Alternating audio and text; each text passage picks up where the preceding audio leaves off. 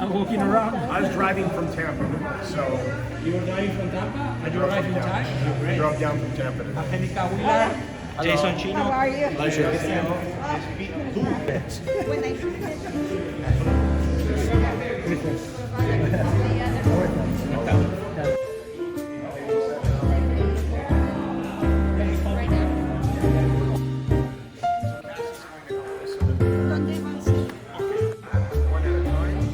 And then if you would like, if there's any questions that come up, because I mean, I know you can edit it all anyway, Yeah. make it punchy, but feel free to stop, ask me any questions, or after I present the bike and talk about a couple of the key features to ask anything, and then off the bikes. And we'll start over here. Jason Chinnock, which one do you want me to look at? Both? So my name is Jason Chinnock, and I'm the CEO of Ducati North America. I'm responsible for US, Canada, and Mexico, and it's an honor for you to join us today to show you some of the new 2023 product lineup for Ducati. The first motorcycle we're going to start with is actually the Scrambler. And the beauty about the Scrambler brand is that it's a product that's allowed us to bring in new clientele. In fact, the Scrambler's original concept started in 1962 with this idea of taking a motorcycle that we would mix different styles so it can be on-road, off-road. And this is actually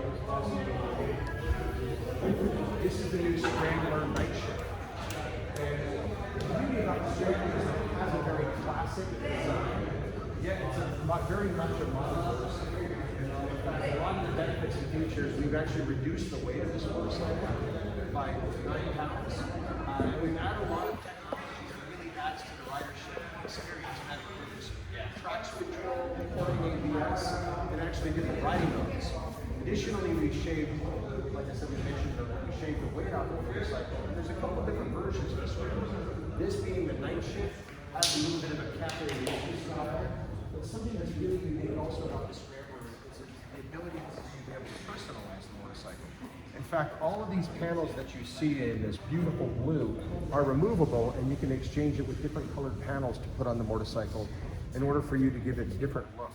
Now, the icon itself is the standard, and then with this one being a little bit more personalized already. So moving from the Scrambler family, and all of the updates that have been done this year, is to one of the most iconic motorcycles in Ducati's lineup.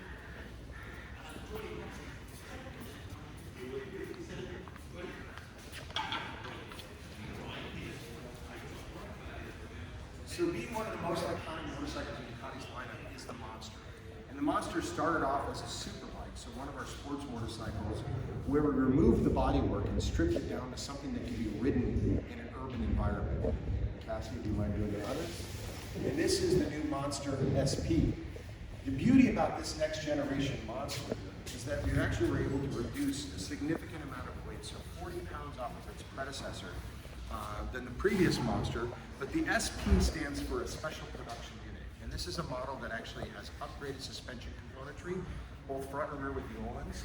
And what this allows is obviously it allows for better handling and performance, whether it be a track or a city environment, but also increased ground clearance. So when you're leaning the motorcycle over really hard, you get the opportunity to be able to experience the full potential. And of course, the livery is stunningly beautiful, which has been inspired from our MotoGP livery that we have on the Desmo City G race bikes.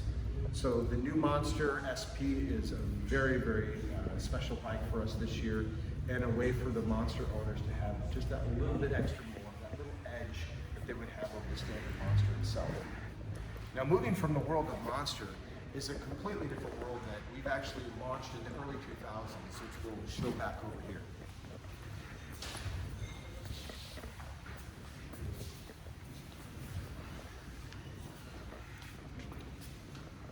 So this, we'll put this together.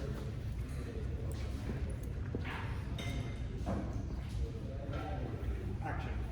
So this is one of my favorite models. This is the Multistrada family, and this is the newest generation of the Multistrada V4 Rally.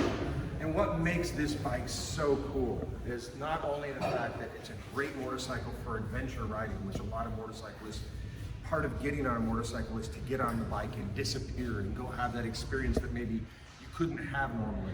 But the rally itself has some significant updates on the motorcycle as well. The Multistrada V4 has been a very, very successful bike for us. And the rally actually builds off of that success and takes this into the next level of being able to have a motorcycle that you can really ride two up as a globetrotter. So imagine anywhere in the world that you would want to travel and take this motorcycle on that kind of adventure. We've increased the fuel capacity to add an additional 3 gallons to the gas tank. And what's really nice is that we've done that without widening the shape of the bike itself. And it's just done through actually changing the material to an aluminum tank. This is the first production motorcycle that was actually equipped with radar, the Multistrada itself. So it has radar both front and rear, which allows you to have a dynamic cruise control option and also blind spot detection, which is a very nice safety feature. Some of the other updates that have been made to this motorcycle is that it has a much longer travel of suspension, so it can absorb a lot of the bumps that you have when you're taking it off-road. Additional ground clearance for obstacles that you'll be riding over. But very important, especially a motorcycle like this, is that you have great passenger comfort. It's important that if you're going to be riding with your passenger, you have the ability to give them something comfortable to be able to sit on. And there's a little bit more room that's back here for the passenger, and it gives them a chance to stretch out, along with more adjustments that have been set up to make it even more comfortable for that long distance riding. And one of the things that's really nice about this is that historically Ducatis in the early 2000s had very frequent routine services that were required. We've actually broke the mold with this motorcycle at 37,000 miles, which is actually a new benchmark in the world of motorcycling between valve inspections. Most people don't hit 37,000 miles on a motorcycle that they own, so this is really something that can inspire somebody to ride wherever they want and know that you're spending more time riding than you're keeping it maintained, which is a great opportunity as well. And if you think about this from a matter of performance, the bike has the soul of our MotoGP and our Superbike in it with the V4 motor, but really tuned in a package that allows somebody to ride comfortably long distance as well.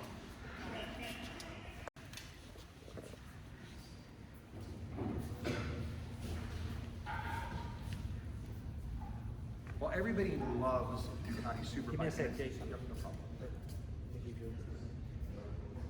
While everybody loves the Ducati Superbike, there's no question that it maybe isn't the best motorcycle to ride on public roads. So we wanted to take that Superbike that you expect from us, the Panigale V4, and everything that we've learned and honed for the racetrack, and put it in a package that you can actually ride on the street. And this is the new Street Fighter V4S. And this is ostensibly a naked superbike with a standard handlebar on the top, with all of the bodywork removed, and then some additional elements as well to give it that aesthetic of looking like a Street Fighter itself. It has a very bold, aggressive attitude, but a lot of the refinements that we've done on the Superbike in the course of this last year have been added to the Street Fighter as well, including refinements of the electronics, adding a new wet riding mode, which hopefully you don't have to do too much of that in Miami, but occasionally you do, but also a new shape of the gas tank. And why is this important? Because actually it's a technology, a very simple technology that we learned from what we were doing in MotoGP that allows the rider to use the lower part of their body, their legs, to hold on under hard braking. It actually prevents you from the rider fatigue in their upper body as well. So it's a very simple element that is actually translated directly from what we've learned from the track down to the motorcycles that we put on the street. And being the S version, it's fully equipped with forged aluminum wheels, which are much lighter than the standard cast wheels, and then upgraded Olin suspension that's electronically controlled. The beauty about the suspension is that it's a dynamic suspension. So when you're riding it, it will actually adapt and adjust to the road that you're riding and the environment that it actually is going to be taking on. And you can set it up with a couple different parameters, whether you want it to be more comfortable or you want it to be sportier, where you feel every little drop of the road. So moving on from the Street Fighter V4S. So we launched a model many years ago called the Diablo. And the Diablo is a slang term used in the area of Bologna, the dialect. It actually is something very similar to like, oh my God. And people think that diavolo is devil, but it actually means a little bit more. It's the idea to create and evoke this sense of emotion when you see a motorcycle, and something that when you see it from a matter of design, it projects that idea of something very radical, something bold. And Cassie, this is the new Diavolo V4, which actually doesn't look so good. We have to do it over.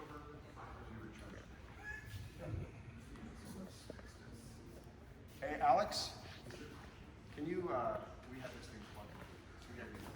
Sorry. Can you talk all that already? Yeah. Give me that.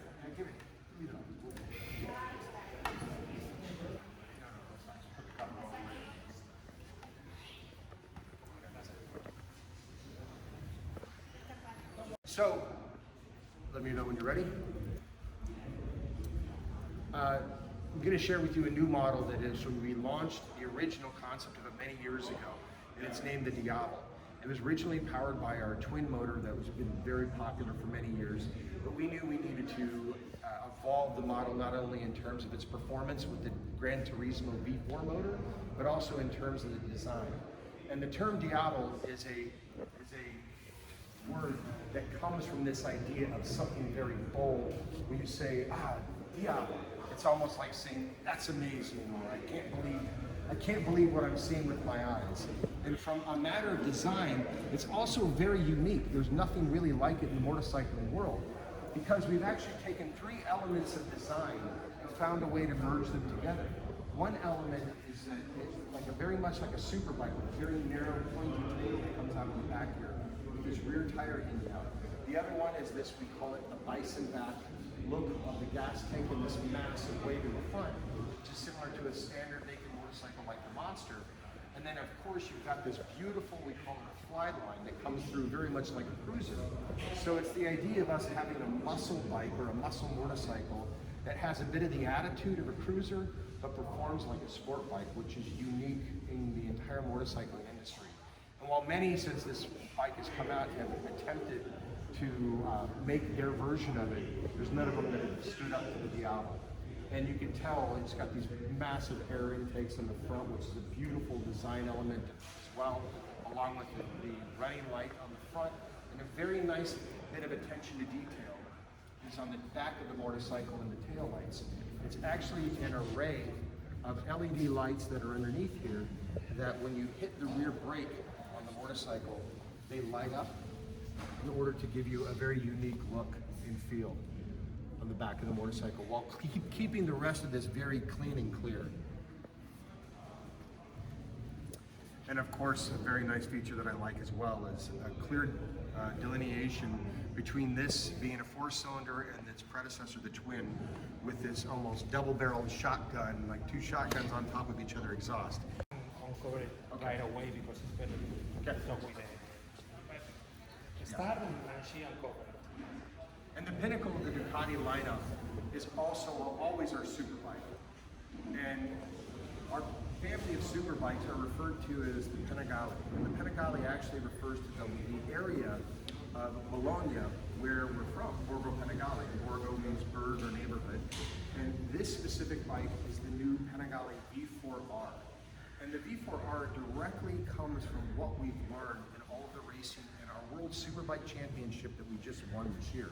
So this is the first time ever in Ducati's history where we were both MotoGP World Champions and Superbike Champions, and both of the riders are running that #1 plate on their motorcycle, which is, it's going to be a great year. I mean, we're going to have to defend that honor, but the #1 is emblazoned on the motorcycle on the front and the sides. And just a couple technical features, because a lot of what's in here is a bike that's really tuned, designed, and developed for the track.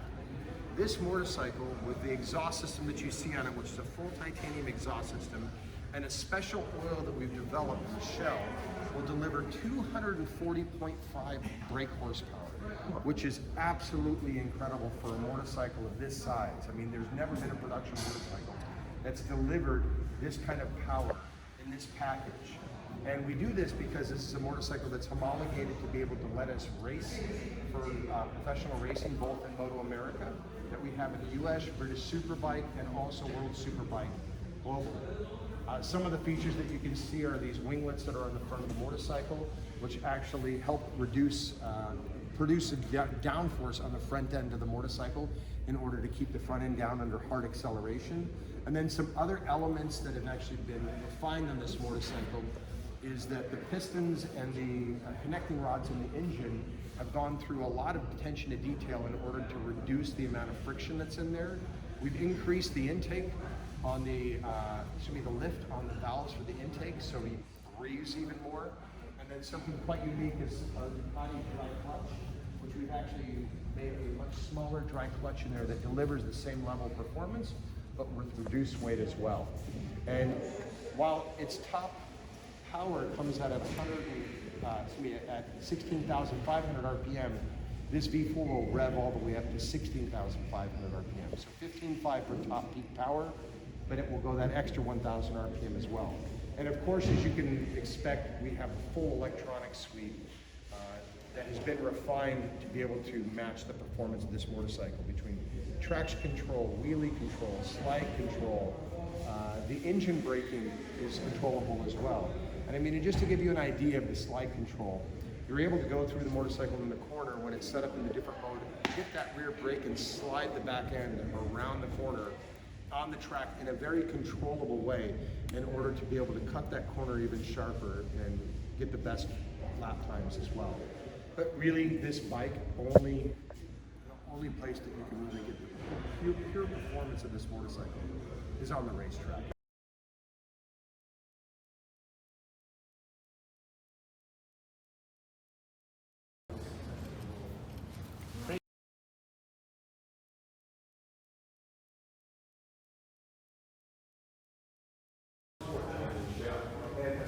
What its performance and power and its range is going to be.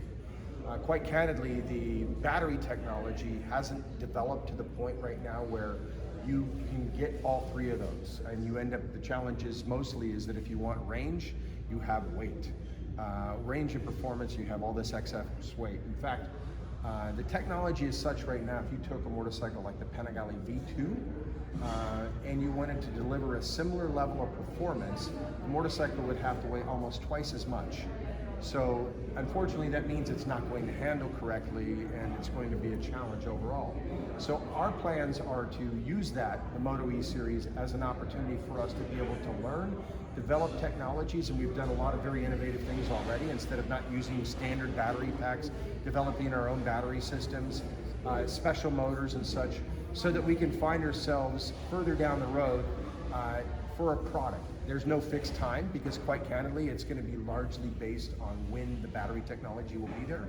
But I also want to be really clear. There's a lot of enthusiasm about electric vehicles. And the reality is that the motorcycling market isn't prepared for it. While there are products that are out there, they really have very little commercial value right now. And while it's nice to have, they actually don't deliver the performance that people expect, especially for something like a Ducati. So we're actually not just looking at electrification, we're looking at other means of alternative energies to be able to reduce our carbon footprint. Because our objective is not to check the box of making an electric motorcycle. Our objective is to reduce our carbon footprint. And there are many ways to get there. Electrification is just one, but we know it's a very important thing for us to research, and this is why we're investing so heavily into the Moto E series.